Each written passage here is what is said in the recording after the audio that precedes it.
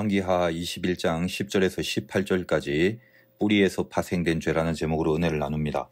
그 므낫세의 악함에 대해서 저번 시간에 다루었는데 그가 55년을 통치하면서 그 당시 역사적 상황상 무지하게 길었던 왕자를 지켰던 그런 사람이라는 것을 알 수 있죠. 성경 역사 말고 고고학적인 다른 역사를 참고한다면 당시 유다는 순전히 세상적 의미에서는 나라를 부강하고 안정되게 만드는 공헌을 했던 사람이 므낫세입니다. 그가 정치적으로 아수르에 은근히 조공을 바치기도 하고 무너진 나라의 곳곳을 다시 또 건축하고 세우는 등 이 발전된 나라의 모습을 구축해 나갔던 것으로 그렇게 기록되어 있습니다. 그가 그토록 수많은 우상들을 온갖 종류별로 다 숭배했던 것도 히스기야를 통해서 부숴버린 그 우상들에 대해서 백성들 중에 반감을 가진 세력들을 끌어안기 위한 그런 정책의 일변이 되어 주었습니다. 나중에 역대기서에 보면 바벨론에 끌려가서 혹독한 환란을 당한 후에 이제 하나님 앞에 회개하고 돌아온 내용도 있지만 오늘 이 열왕기서에서는 그 부분까지는 다루지 않겠습니다. 세상적으로 본다면 악한 것이 오래 갈 수도 있다는 것을 여실히 보여주는 그런 샘플이 됩니다. 다시 말하면 백성들에게는 므낫세 왕이 그닥 비난받을 만한 왕이 아니라 나라를 잘 치리해서 안정되게 만든 왕이라고 치부한다는 것입니다. 우리 생각에는 아니 그래도 하나님 믿는 백성들인데 이런 악한 왕을 그렇게 오랫동안 방치하는 것 자체가 그게 왕뿐만 아니라 백성들도 문제가 많다라고 그렇게 생각을 할 수밖에 없습니다. 우리들은 그냥 다른 사람들의 이야기를 하면 쉽게 판단하고 그럴 수 있는가 하면서 비난을 하지만 예를 들면 우리나라의 대통령이 뽑혔는데 철저한 반기독교적인 성향을 가지고 이를테면 불교를 숭상해서 불교의 융성에 이바지하는 그런 통치를 한다고 칩시다. 근데 나라가 점점 부강해집니다. 경제가 살아납니다. 백성들이 살아가는데 그 어떤 대통령 때보다 편안하고 풍족하게 잘 살아간다면 그럼에도 불만과 비난을 퍼부을 수 있을 것입니까? 모르긴 해도 예수 믿는 사람이나 교회를 티가 나게 직접적으로 박해하지 않는 한 내심 대통령 잘하고 있네 이렇게 평가할 것이 분명합니다. 예수 믿는 사람들조차도 속으로는 영적인 반감이 있을 수 있겠지만 겉으로는 그냥 그러려니 하면서 웃으면서 살아갈 것이 뻔합니다. 지금 제가 말씀드리는 것은 대통령이 예수를 안 믿고 그러면 막 비난하고 저항하고 그래야 한다는 말이 아니죠. 그만큼 인간이라는 게 영적인 문제보다는 현실의 문제나 경제의 문제에 더 비중을 두고 살아가는 족속임을 말하는 것입니다. 지금 이 시대의 대통령을 종교를 보고 지지한다는 것은 우리가 겪어왔던 역사를 통해서도 알 수 있듯이 그런 건 전혀 하나님 나라의 의미가 없는 것입니다. 하나님 나라가 정치인의 색깔에 따라 결정되는 것은 전혀 아님을 우리는 성경과 또 역사를 통해서 그리고 주님의 말씀을 통해서 이미 충분히 알고 있지 않습니까? 그러나 여기 남유다의 시대는 차원이 다르죠. 이 나라는 하나님의 백성이고 하나님이 통치하기로 한 나라고 또 우리처럼 세상 나라가 있고 또 그 안에 하나님 나라가 공존하는 그런 구조가 아니죠. 유다는 이미 그 자체가 하나님의 통치를 받아야 할 그 하나님의 나라라는 점에서 이 유대의 왕은 영적인 구심이 돼서 하나님의 통치와 밀접한 관계를 가지는 존재라는 것을 그걸 먼저 인지를 해야 됩니다. 그런데 그 왕이 모든 죄성을 다 발휘해서 그 나라를 세속적으로 탄탄하게 만들면서 오랜 기간을 통치하고 있었다는 것입니다. 그래서 하나님의 지적이 들어갑니다. 본문 11절 보겠습니다. 유다 왕 므낫세가 이 가증한 일과 악을 행함이 그 전에 있던 아모리 사람들의 행위보다 더욱 심하였고 또 그들의 우상으로 유다를 범죄하게 하였도다. 왕이 앞서서 나라를 죄짓게 한다고 분명히 지적하고 있죠. 그러니까 요즘 같으면 나라의 정치인들이 죄를 짓고 있어도 이미 그 영역은 가이사의 영역이기 때문에 하나님은 정치인과 지도자들이 죄를 범했다고 하나님의 백성들을 벌하지는 않습니다. 그 영역은 세상의 영역이기 때문에 그 죄성과 부닥쳐서 거기서 같이 흘러가지 않고 믿음과 신앙을 지키는 그 모습으로 당신의 나라를 유지시켜 나가지만 이 당시 유대라는 나라는 왕의 죄성이 고스란히 나라의 죄성으로 연결되는 시대라는 것입니다. 실은 이런 원리는 지금도 우리에게도 적용이 되고 있죠. 교회 밖에서 세상이 아무리 교회를 박해하고 탄압을 해도 그것으로 인해서 하나님이 당신의 자녀들을 교인들을 뭐라고 하지 않습니다. 근데 문제는 교회 안에서 하나님을 믿는다면서 삐딱선을 타버리는 그런 경우가 생기면 그거는 영적인 연대 책임으로 들어갈 수밖에 없다는 것입니다. 특별히 지도자들이나 영적인 구심점이 되는 그런 교인들이 믿음으로 산다고 하면서 중심에 하나님은 아예 없고 다른 것들을 세속적인 차원에서 잘되고 번성하게 하려 한다 하면 오늘 므낫세와 유다의 모습과 다르지 않게 된다는 것이죠. 므낫세는 세상 사람들에게는 통치 잘하는 지도자였습니다. 근데 그의 중심에는 하나님이 아니라 자기 명예, 자기 책임, 자기 명분, 오로지 그것만으로 머리가 돌아가는 왕이었습니다. 고고하게 그 역사 자료를 보면 이미 은혜로 이겨버린 그 아수르에게 계속적인 조공을 바치면서 나라의 평화를 유지합니다. 평화를 유지한다는 것 자체는 좋은 일이지만 하나님 안에서 평화를 만들어내는 것이 아니라 하나님을 버리고 우상을 따르며 거기서 지켜질 그런 세상적인 평화를 이루면서 살고 있다는 것입니다. 이제껏 목회를 하면서 사실 얼마나 많은 문화세들을 받는지 모릅니다. 목사들도 문화세가 많을 수 있죠. 안에 하나님이 없습니다. 근데 큰 탈 없이 무난하게 죄의 방법을 써가면서 적당히 부여해주고 적당히 세력이 커지고 평화롭게 좋은 게 좋은 곳으로 갈 수 있도록 목회를 한다면 얼마든지 문화세처럼 백성들에게 반감도 안 사고 오랫동안 잘 통치할 수 있을 것입니다. 평생을 하나님은 전혀 생각 안 하고 교회를 부강하게 만들 수도 있다는 것입니다. 세상은 그렇게 그냥 넘어갈 수 있어도 하나님 절대 넘어가지 않으시죠. 그런데 이 하나님의 심판의 방법은 늘 우리의 그 상식이나 기대와는 다릅니다. 하여간 하나님은 복을 주셔도 우리 생각과 다르게 주시고 심판도 우리 생각과는 다르게 내리십니다. 그러나 그게 어떤 심판이든지 간에 결론은 사실 하나입니다. 하나님이 떠나신다는 거예요. 믿음이 있는 사람은 제일 괴로운 게 그것 아닙니까? 떠난 것 같은 느낌. 그리고 자기가 제일 잘 알기 때문에 지금 하나님과 멀어져 있는 그 감이 자꾸 오래 걸리면요. 눈물부터 나는 게 믿음의 사람들입니다. 그런데 믿음이 없는 사람들은 하나님의 심판이 별로 괴롭지 않습니다. 돈을 잃거나 어디가 부러지거나 그런 것이 더 실감이 나지 다른 세상의 모든 것들이 피해가 없는 한 하나님이 떠나셨다는 그 영적인 실감은 믿음 없는 자들에게는 전혀 요동하지도 않는 그냥 아무것도 아닌 일일 뿐입니다. 그래서 오히려 하나님이 떠난다는 그 심판이 훨씬 두렵고 떨리는 내용일 수밖에 없는 것입니다. 아는 사람은 알고 모르는 사람은 모릅니다. 몰라서 더 겁이 나는 게 바로 그것입니다. 하나님이 므낫세와 유다에게 어떤 심판을 내리십니까? 13절을 읽겠습니다. 내가 사마리아를 잰 줄과 아합의 집을 다림 보던 추를 예루살렘에 베풀고 또 사람이 그릇을 씻어 엎음같이 예루살렘을 씻어 버릴지라. 사마리아는 북이스라엘이죠. 아합은 북이스라엘의 왕이었고요. 다림 보던 줄, 이 줄이 이거 성경에 상당히 많이 나오는데 이거 자체가 주는 신학적 메시지도 상당히 깊지만 오늘 거기까지 안 다루고 그냥 그 의미만 이해를 하기로 합시다.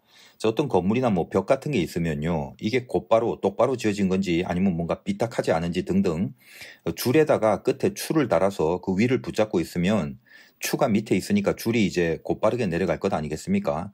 그거를 벽에다 대고 그 줄을 기준으로 이 건물이 과연 똑바르냐 삐뚤하냐 균형과 평행이 맞냐 안 맞냐 그런 걸 평가하는 그 정도의 도구라고 이제 생각하면 됩니다. 다림줄이라는 게. 그러니까 하나님이 사마리아 즉 북왕국과 아합을 재보니까 이게 바르든가 삐딱하든가 당연히 삐딱하기 때문에 아웃을 시켜버린 바로 그 기준을 갖고 이제 남유다를 재겠다는 거죠. 재보니까 이게 너무 더러워서 설거지할 때 그릇을 다 닦아내고 없는 것처럼 그렇게 유다를 심판할 것이라고 말하고 있습니다. 여러분 그릇을 씻어서 없는다는 거 이제 안 쓰겠단 말이죠. 14절 읽겠습니다. 내가 나의 기업에서 남은 자들을 버려 그들의 원수의 손에 넘긴 즉 그들이 모든 원수에게 노략거리와 겁탈거리가 되리니. 원수의 손에 넘긴답니다. 이 말은 이제 유다가 바벨론의 포로가 되고 나라를 잃게 한다는 말인데 하나님이 나라를 잃게 한다는 그 심판 그게 주는 의미가 무엇입니까? 남의 나라 가서 노역을 하고 종살이하고 그런 아픔과 고난을 겪게 하겠다는 뜻보다는 더 궁극적인 의미가 뭐죠? 이스라엘이란 나라는 이미 하나님이 통치하는 나라입니다. 하나님이 주인이란 말이에요. 근데 그 나라의 존재 자체가 하나님과 함께하는 나라가 이스라엘인데 그 나라를 잃고 이방 나라의 백성이 된다는 거 그거는 하나님이 그 백성을 떠나신다는 상징이 되는 겁니다. 그러면서 참 가슴 아픈 말씀을 하시죠. 15절입니다. 이는 애굽에서 나온 그의 조상 때부터 오늘까지 내가 보기에 악을 행하여 나의 진노를 일으켰음이니라 하셨더라. 이렇게 나라를 잃게 되는 것이 므낫세의 죄악과 백성들의 죄악 때문만이 아니라 이제껏 애굽을 나와서 오늘까지라고 하십니다.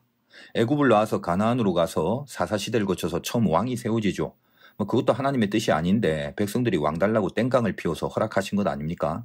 사울왕부터 시작해서 우리는 사실 이제껏 열왕기서를 다루면서 얼마나 많은 왕들을 살펴보았습니까? 참 지긋지긋하죠. 근데 그 지긋지긋한 죄성의 반복을 또 느끼지 않습니까? 하나님이 므낫세를 통해서 본 모든 죄성들은 저번 시간에 말씀드렸다시피 이제껏 이스라엘과 왕들이 저질렀던 죄악의 종합 선물 세트라고 말했습니다.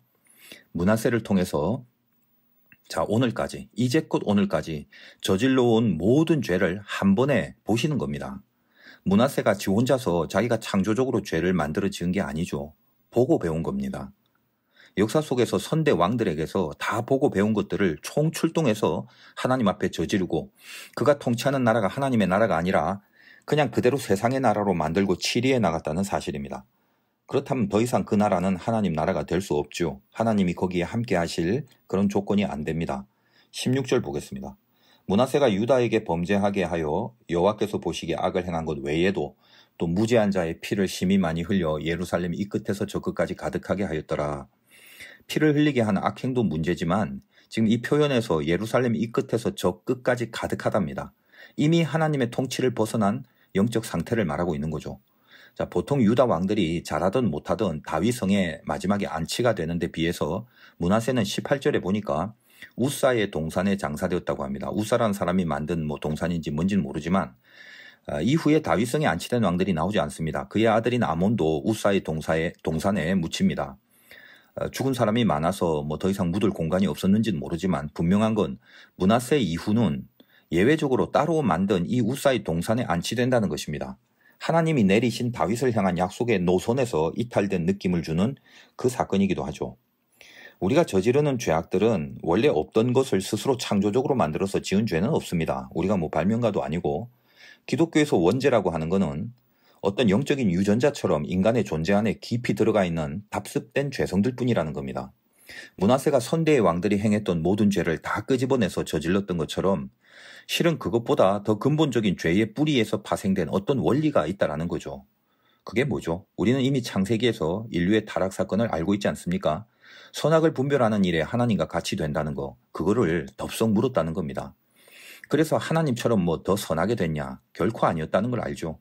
하나님이 하지 말라고 하는데도 내가 하고 싶고 해야만 되겠다라고 판단을 하고 그 모든 것에서 하나님을 제껴버릴 수 있는 그 죄성, 그게 죄의 뿌리가 되었습니다. 우리는 세상이 얼마나 죄가 많은가 이런 것까지 묵상할 필요 없습니다. 세상이라는 건 늘 그렇듯이 하나님이 없는 세계입니다.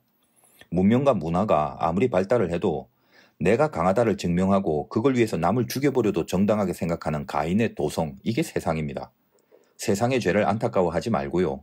우리 안에, 믿음 안에, 교회 안에, 신앙 안에 도사리고 있는 죄의 뿌리를 보라는 것입니다. 모든 것이 거기서 파생되는 행태로 저질러지고 있다는 것에 각성이 생겨야 되죠. 이제껏 예수 믿으면서 보아온 모든 이해가 바로 그 점이었습니다. 하나님의 일이라는 거룩한 명분을 앞에 두고서요. 예를 들면 선교한다, 구제한다, 헌신한다, 봉사한다, 주님의 일을 한다, 교회의 일을 한다, 직분을 감당한다.